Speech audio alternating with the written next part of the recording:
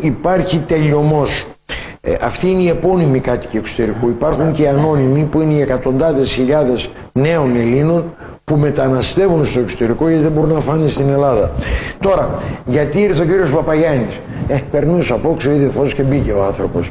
Δεν είναι έτσι, τον καλέσαμε εμείς.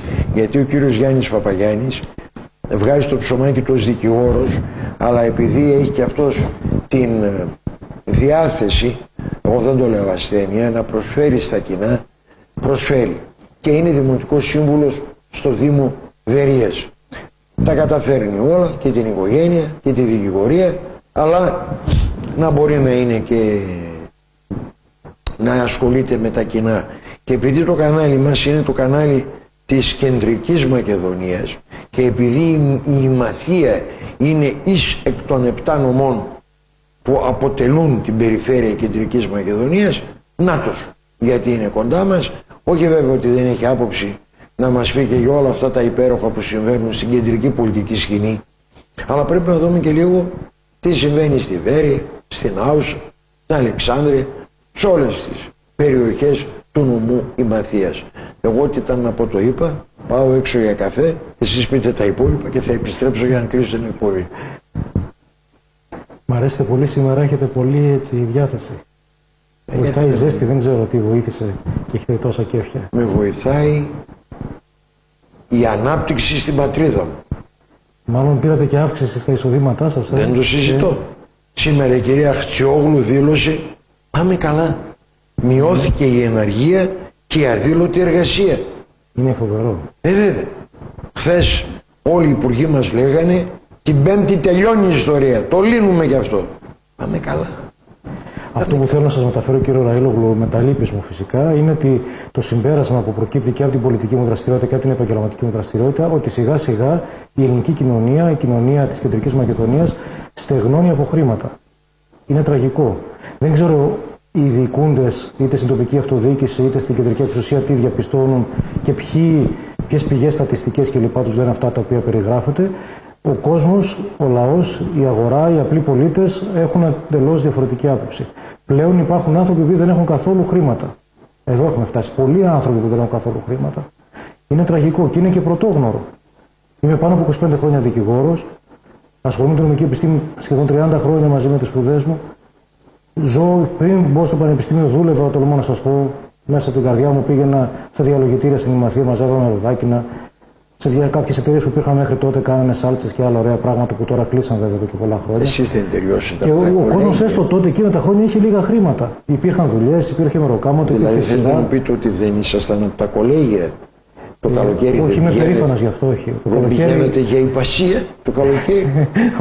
Μόνο για γκολφ, ξέρετε, πηγαίναμε και στη Βέρεια. Έχει μόνο ανηφόρηση και κατηφόρηση, οπότε είναι δύσκολο. Μαζεύατε ροδάκινα. Κοιτάξτε, όλα τα παιδιά της ηλικίας μας τότε, όλοι οι νέοι άνθρωποι που σήμερα είμαστε μεταξύ 40-50 κλπ. Πηγαίναμε και δουλεύαμε το καλοκαίρι, βγάζαμε λίγα χρήματα και μετά πηγαίναμε διακοπές. Δεν είχαμε χρήματα για διακοπές.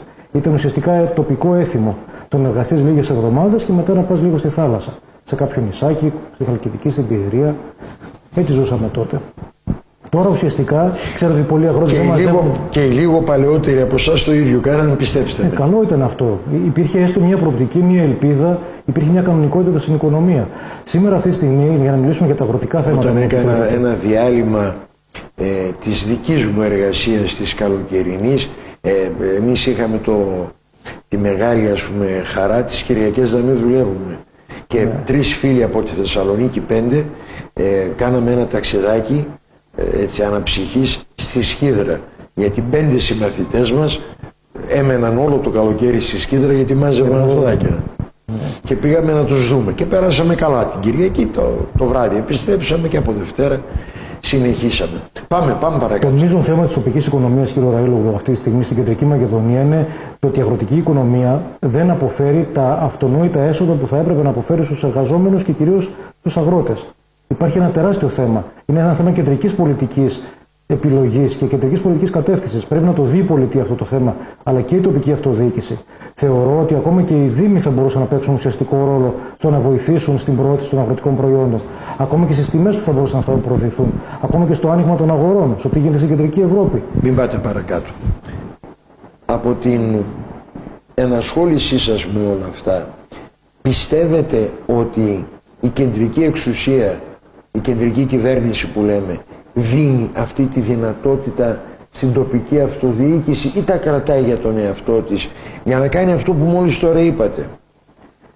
Εκ του αποτελέσματος τα κρίνουμε. Ξέρετε, θεωρητικά στην Ελλάδα σκίζουμε όλοι, έτσι. Στη θεωρία έχουμε διαπρέψει. Το πρακτικό αποτέλεσμα έχει σημασία. Και από εδώ και πέρα πρέπει όλοι μας πολύ σοβαρά και πολύ υπεύθυνα να κοιτάξουμε ποιες πολιτικές και ποιες συμπεριφορές και ποια πρόσωπα φέρνουν πρακτικό αποτέλεσμα. Θεωρίες και υποσχέσεις δεν θέλουμε άλλο. Ούτε λαϊκισμό θέλουμε, ούτε μεγάλα λόγια, ούτε πολιτικές της παραμυθίας. Ποιος λέει το μεγαλύτερο και ωραιότερο παραμύθι στον κόσμο. Πρέπει όλοι μας πιο συνειδητά, πιο σοβαρά να μπούμε σε μια άλλη διαδικασία επιλογής πολιτικών προσώπων. Γιατί εκ του αποτελέσματος γινόμαστε φτωχότεροι. Κάθε μέρα πάμε το κακό στο χειρότερο σε οικονομικό επίπεδο. Πώς θα μιλάμε για αξιοπρέπεια κοινωνική, για εθνική υπερηφάνεια και για πολλά άλλα πράγματα που θα έπρεπε κάθε έθνος σε κάθε κοινωνία να μιλάει, όταν αυτή τη στιγμή συνεχίζεται η οικονομική κατάσταση να δυσχεραίνεται και να επιδεινώνεται?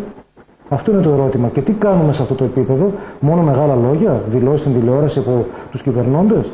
Ποιο είναι το πρακτικό αποτέλεσμα? Μπορεί σήμερα ο αγρότης να δουλεύει, ας πούμε, για να πουλήσει το ροδάκι με 18 και 20 λεπτά το κιλό?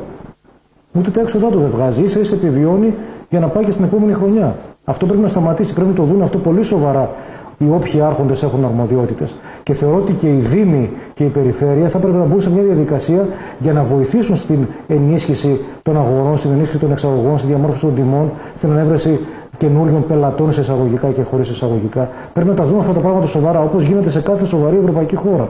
Και αν μου επιτρέπετε, και θέλω να το μεταφέρω αυτό τόσο στην αγορά στη Θεσσαλονίκη, όσο και στην αγορά στην Αθήνα, όσο και στις μεγάλες πόλεις του εξωτερικού, τα προϊόντα που παράγει ο κάμπος της Κεντρικής Μακεδονίας και της Συμμαθίας, και αναφέρομαι και στα κεράσια και πλέον στα ροδάκινα, στα νεκταρίνια κτλ., έχουν δυσανάλογα μεγαλύτερες τιμές από τις τιμές με τις οποίες φεύγουν από τα χέρια του παραγωγού. Αν μιλούσαμε για 50 και 100 και 150%, θα λέγαμε είναι το κόστος της αγοράς, οι μεταφορές, τα ψυγεία, οι ασφάλειες, το κέρδος, οι φόροι κτλ.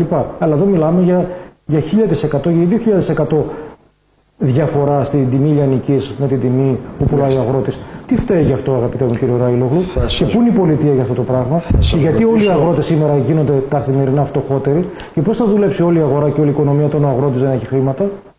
Θα σας ρωτήσω τώρα κάτι το οποίο μπορεί να σας φανεί σκληρό, αλλά δεν έχετε πρόβλημα γιατί είστε χρόνια δεν έχω ούτε να κρύψω τίποτα, ούτε να φοβηθώ. Και θα ρωτήσω το εξής. Κάποιοι φίλοι τώρα που βλέπουν την εκπομπή, ξέρετε τι λένε? Τους ακούω εγώ, έχω ειδική επικοινωνία. Λένε, καλά τα λες ρε Παπαγιάννη, αλλά μόλις γίνεται εξουσία τα ξεχνάτε. Τι μπορείτε να πείτε λοιπόν εσείς, προσέξτε, ποια να είναι τα επιχειρήματά σας για να πιστεί αυτός ο πολίτης, ότι το λένε, αυτό δεν σηκώνει συζήτηση, ότι όλοι καλά τα λένε και ο Τσίπρας καλά τα λέγει στην αντιπολίτευση, άσχημα τα έλεγε. Το τάχωνε του Σαμαρά από το πρωί μέχρι το βράδυ. Και μόλις έγινε εξουσία, απλά υπέγραφε και αυτός μνημόνια. Και ρωτάει τώρα ο πολίτης, γιατί να σε πιστέψω ότι εσύ δεν θα κάνεις κάτι ανάλογο με αυτό που κάνει εκείνος, ο οποίος όταν ήταν αντιπολίτευση και αυτός τα ίδια έλεγε? Γιατί το ροδάκινο ο Έλληνας παραγωγός που κοπιάζει, που ξενυχτά, που τρώει τη ζέστη και το κρύο, να βγάζει ελάχιστα χρήματα, ίσα ίσα να συντηρηθεί αν τα καταφέρει? Και ο Μεσάζων, χθες είχα εδώ προχθές τον αντιπεριφερειάρχη τον κύριο Παπά και μου στείλε ένα μήνυμα ένας φίλος, μου έλεγε πόσο παίρνουνε το στάρι, δεν θυμάμαι τώρα, από τον παραγωγό το κιλό και πόσο πουλάνε το πίτουρο. Ποιο ακριβό ήταν? Απαντήστε μου λοιπόν, με ποιο επιχείρημα μπορείτε να τον πείσετε τον πολίτη που νιώθει απογοήτευση από τους Έλληνες πολιτικούς? Όσον αφορά το δικό μου πρόσωπο, ξέρετε πολύ καλά ότι βρίσκομαι ως επικεφαλής της Ελλάδος Αντιπολίτευσης στην αντιπολίτευση του Δήμου Βέρειας. Δεν έχω δηλαδή πολιτικές αρμοδιότητες τέτοιες που να μπορώ ουσιαστικά να παρέμβω και να αλλάξω κάτι. Αν θα μπορούσα όμως, και το έχω υποσχεθεί αυτό και προεκλογικά και ήταν στο πρόγραμμά μας, το πρώτο που θα έκανα θα ήταν να ορίσω τη Δημαρχία Αγροτικής Οικονομίας για το Δήμο Βέρειας, όπου αυτή τη στιγμή ασχολούμαι μεθοδικά και συστηματικά και ετοιμάζομαι για τις επόμενες διαδικασίες εκλογικές ήδη από τώρα και νιώθω από την πνοή, από την διάθεση του κόσμου ότι θα πάμε πάρα πολύ καλά στις επόμενες δημοτικές εκλογές. Θεωρώ δηλαδή ότι η τοπική αυτοδιοίκηση θα μπορούσε να έχει καθήλυνα αρμόδιους αντιδημάρχους που θα ασχολούνται καθαρά με την αγροτική οικονομία. Αυτό μπορεί να γίνει και τώρα. Μπορεί και τώρα δηλαδή σε κάθε Δήμο να οριστούν αρμόδιοι αντιδήμαρχοι με αυτό το αντικείμενο. Από εκεί και πέρα, όσον αφορά το ουσιαστικό πολιτικό διακύβευμα, το έχω πει και άλλη φορά και θέλω να το τονίσω για άλλη μια φορά, ότι οι πολίτες θα πρέπει συνειδητά, όποιον μας λέει ψέματα, όποιος μπαίνει στη λογική της πολιτικής παραμυθίας, απλώς να τον απομονώνουν πολιτικά. Είπες μια φορά ψέματα, έκανες άλλα πράγματα από αυτά που είπες, δεν πρέπει να συνεχίσεις να βρίσκεις το πολιτικό προσκήνιο. Αντίθετα όμως, η λογική αυτή της πολιτικής παραμυθίας, όπως την χαρακτηρίζω εγώ, έχει οδηγήσει πολλές φορές πρόσωπα τα οποία είπαν ψέματα στους πολίτες να συνεχίζουν να βρίσκονται σε θέσεις ευθύνης, σε θέσεις εξουσίας. Το χειρότερο όμως είναι πολλές φορές με τη μορφή του πολιτικού δακτυλιδιού να μεταφέρουν τις ίδιες αντιλήψεις σε πρόσωπα του οικείου περιβάλλοντος τους και να συνεχίζουν την ίδια πολιτική κρυπτόμενοι πίσω από τα καινούργια πρόσωπα. Κάτι που κατά τη δική μας προσέγγιση έχει συμβεί σε πάρα πολλές περιοχές και στο Δήμο Βέρειας. Δηλαδή στο Δήμο Βέρειας έχουμε τέτοια θέματα. Κοιτάξτε, ο Δήμος Βέρειας, ουσιαστικά όλη η οικονομία της, κατά τη γνώμη μου, πλην του αστικού ιστού της Θεσσαλονίκης, όλη η οικονομία της Κεντρικής Μακεδονίας εξαρτάται από την αγροτική παραγωγή και από τις τιμές των αγροτικών προϊόντων. Όλα τα άλλα έχουν σαν βάση αυτό. Όλοι θα δούλευαν καλύτερα, και τα καταστήματα και οι χώροι διασκέδασης και όσοι παρέχουν υπηρεσίες και οι δικηγόροι και οι γιατροί και οι μηχανικοί κτλ. Αν ήταν καλύτερο ο αγρότης. Και ειδικά στην Ημαθία και ειδικότερα στη Βέρεια, στις παλιότερες δεκαετίες που η οικονομία πραγματικά ήταν ανθυρή, ζούσαμε στιγμές ευημερίας οικονομικής, γιατί η αγροτική οικονομία πήγαινε από το καλό στο καλύτερο. Αυτό ίσχυε μέχρι τα μέσα της δεκαετίας του 80. Μετά, είτε η αστοχία στο συνεταιριστικό κίνημα, είτε ο πόλεμος στην Ιουγκοσλαβία και το κλείσιμο των αγορών στην Ευρώπη, είτε ο ανταγωνισμός ο οποίος αναπτύχθηκε από άλλες χώρες όπως η Ιταλία και η Ισπανία, αλλά κυρίως ο κομματισμός, κατά τη γνώμη μου, ο κακός εννοούμενος κομματισμός στον χώρο της αγροτικής οικονομίας, οδήγησε στο να πεταχτούμε σιγά σιγά έξω από τις αγορές. Και ήρθε εν τέλει και το ρωσικό εμπάργκο που ισχύει εδώ και λίγα χρόνια, το οποίο ουσιαστικά δημιούργησε τεράστια προβλήματα σε ό,τι έχει να κάνει με τις αγροτικές εξαγωγές και τις τιμές. Εδώ πού ήταν η πολιτεία? Εδώ είναι το ερώτημα. Ποιος ήταν ο σχεδιασμός ο στρατηγικός για να περάσουμε σε άλλες διαδικασίες οικονομικής ανάπτυξης? Εδώ πρέπει να υπάρχει από την κεντρική εξουσία μια κατεύθυνση. Από την περιφέρεια να πάρθει αυτή η κατεύθυνση και να υλοποιηθεί στη βάση. Και οι Δήμοι να είναι κοντά και να το στηρίξουν αυτό σε συνεργασία με το ΟΠΤΙΕΠ, με το συνεταιριστικό κίνημα και με τους ιδιώτες επιχειρηματίες. Ώστε όλοι μαζί να προχωρήσουμε μπροστά. Αυτά που μπορούν να γίνουν με σοβαρό σχεδιασμό, όπως γίνεται, και το ξέρετε πολύ καλά γιατί μιλάτε με πολύ κόσμο, σε όλες τις ανεπτυγμένες χώρες του κόσμου. Εδώ υστερούμε λοιπόν. Πρέπει να σχεδιάσουμε, πρέπει να εργαστούμε σοβαρά, να κοιτάμε έντιμα ο ένας τον άλλον στα μάτια και να κάνουμε χειροπιαστά θετικά αποτελέσματα. Και όποιος δεν φέρνει αποτελέσματα ή λέει μόνο λόγια, δεν πρέπει να συνεχίσει να βρίσκει το πολιτικό προσκήνιο. Αυτή τη στιγμή οι Δήμοι δεν βοηθούν στον τομέα αυτό που είπατε. Εγώ θα μιλήσω για το Δήμο Βέρειας που ξέρω τα πάντα αναλυτικά. Η σημερινή αιρετή δημοτική διοίκηση, που κατά τη γνώμη μου είναι η χειρίστη διοίκηση που πέρασε τα τελευταία χρόνια, όχι απλώς δεν βοηθάει, αλλά με την αδράνειά της σε όλα τα θέματα υποσκάπτει την ανάπτυξη, την όποια ανάπτυξη και πρόοδο της αγροτικής οικονομίας. Ούτε καν σε θεωρητικό επίπεδο δεν προσεγγίζονται τα προβλήματα.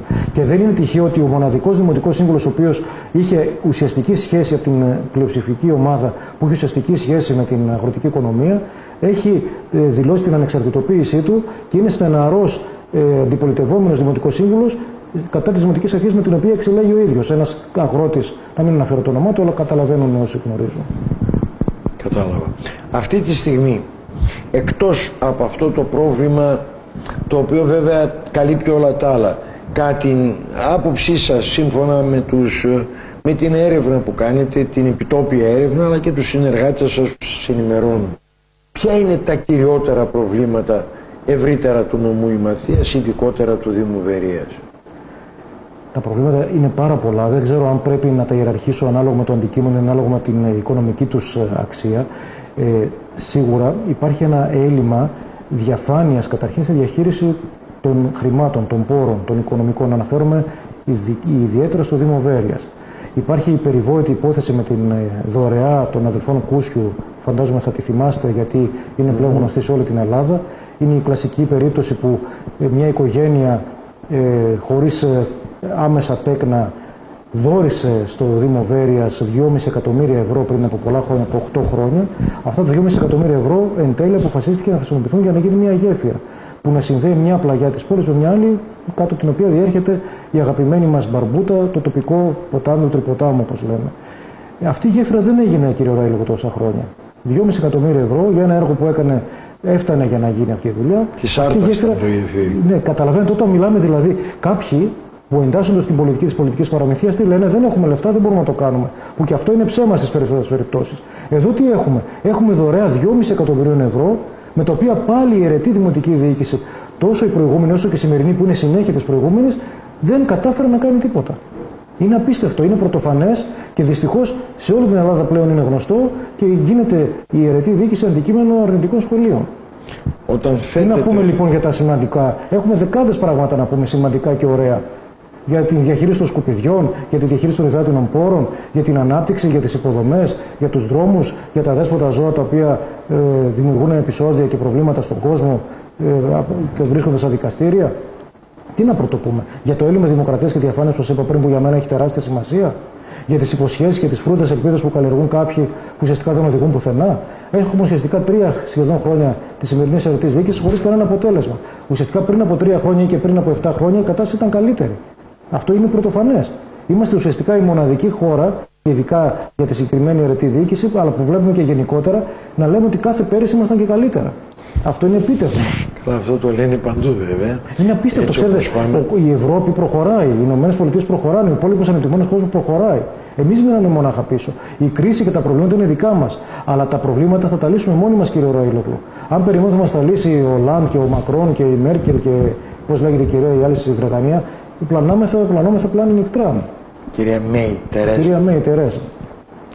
Δεν είναι δυνατόν. Τα προβλήματα εμείς θα τα λύσουμε. Τα δικά τους δεν μπορούν να λύσουν. Εμείς μιλάμε τώρα γιατί μιλάμε? Για την τοπική αυτοδιοίκηση, για τη Βέρεια, για την Ημαθία, για την Κεντρική Μακεδονία. Μπορούμε μόνοι μας με καλή συνεννόηση, έχοντας κοντά μας τους ανθρώπους που γνωρίζουν, που είναι οι δήμονες, που έχουν σπουδάσει, που έχουν επιστημονική ειδική κατάρτιση. Όχι μόνο τους φίλους και τους αρεστούς του πολιτικού και κομματικού κατεστημένου, αλλά ανθρώπους που είναι γνώστες. Αυτοί θα μπορέσουν να βοηθήσουν στο να προχωρήσει η Ελλάδα, στο να πάμε μπροστά. Δεν γίνεται να υπάρχει ακόμα αναξιοκρατία. Δεν γίνεται η κοινωνία των πολιτών να έχει διαλύσει και να έχει ξεφτυλίσει την κοινωνία των θεσμών. Αυτό ακριβώς. Εμείς θέλουμε την κοινωνία των θεσμών. Θέλουμε δημοκρατία, διαφάνεια, θεσμούς και κανόνες. Οι ίδιους κανόνες για όλους. Το παιχνίδι να μην είναι στημένο, να μην υπάρχουν πονηρά πράγματα, να μην γίνεται αυτό που γίνεται στο ποδόσφαιρο, αν μου επιτρέπετε, για να κάνω παραλληλισμό. Θέλουμε καθαρούς κανόνες και να βοηθήσουμε την Ελλάδα και τους Έλληνες να πάμε μπροστά. Αυτό σας ρώτησα όμως προηγουμένως. Αυτό πιθανότατα, αυτό που είπατε τώρα, να το έλεγε και κάποιος που κέρδισε την εξουσία. Αυτός που κέρδισε την εξουσία έκανε πρέπει να το κάνει. Ναι, πρέπει. Το πρέπει όμως δεν σημαίνει ότι το έκανε. Και ρωτώ, εσείς κύριε Παπαγιάννη, ναι, ποιο επιχείρημα από την εμπειρία που έχετε μπορείτε να παρουσιάσετε στον πολίτη ώστε να δεχτεί, όχι με το λογικό, δοκίμασες αυτόν, δοκίμασες και εμένα, αλλά εμπιστεύσουμε γιατί. Αυτό το γιατί θέλω να πείτε. Γιατί μπορούμε, κρίνοντας από την πορεία μας μέχρι τώρα την επιστημονική και την επαγγελματική και την οικογενειακή και την κοινωνική και τη στενή μας επαφή με τους πολίτες, οι οποίοι μας γνωρίζουν πρόσωπο με πρόσωπο, δίνουμε τα χέρια και κοιόμαστε τα μάτια, είμαστε ειλικρινείς, ξέρουν ότι ό,τι κάναμε μέχρι τώρα το κάναμε καλά, με ό,τι ασχοληθήκαμε, ακόμα και στο καθήκον μας, σαν δύναμη αντιπολίτευσης, είμαστε τυπικοί και ουσιαστικοί. Και όπου βλέπουμε κάτι θετικό, βοηθάμε. Όπου γίνεται κάτι καλό, όπως παρεπιπτόντως και η Ρίστο Εμπαρόδο, να αναφερθώ στην γιορτή που γίνεται στο θεσμό της Βέρειας Εύυχης Πόλης, για το οποίο έχω συγχαρεί τις προηγούμενες μέρες τους αρμοδίους, γιατί είναι πραγματικά μια καλή εκδήλωση και θέλω να προσκαλέσω το ακροατήριό σας να τιμήσει με μια επίσκεψη στη Βέρεια τις επόμενες ημέρες που θα είναι αυτός ο θεσμός, όπου θα γίνουν πάρα πολύ ωραίες μουσικές και συναφείς πολιτιστικές εκδηλώσεις. Εκεί λέμε μπράβο, εκεί βοηθάμε, εκεί είμαστε δίπλα. Όπου όμως τα πράγματα που δεν γίνονται καλά είναι πολλά. Όπου λοιπόν τα πράγματα που δεν γίνονται καλά τα βλέπουμε, τα στυλιτεύουμε, κάνουμε ισχυρή κριτική και είμαστε εκεί για να δείξουμε στους πολίτες τα προβλήματα.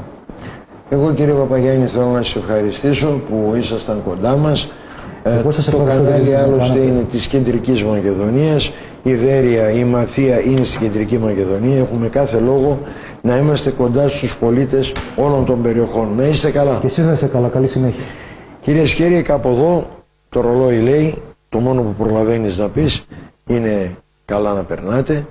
Έχετε υπόψη σας ότι υπάρχουν κάποια κυκλοφοριακά προβλήματα λόγω Τσίπρα, Αναστασιάδη, Νετανιάχου. Λογικό είναι, αλλά εμένα δεν με ενοχλεί, έστω και αν ταλαιπωρούμε. Μακάρι να γίνονται τέτοιες εκδηλώσεις στη Θεσσαλονίκη. Και μην ξεχνάτε και το δελτίο της Εθνικής Μετεωρολογικής Υπηρεσίας, ότι από το βράδυ σήμερα περιμένουμε όχι απλά βροχές, αλλά καταιγίδες μέχρι αύριο το βράδυ. Ας είμαστε λίγο προσεκτικοί, να περνάτε καλά. Γεια και χαρά σας.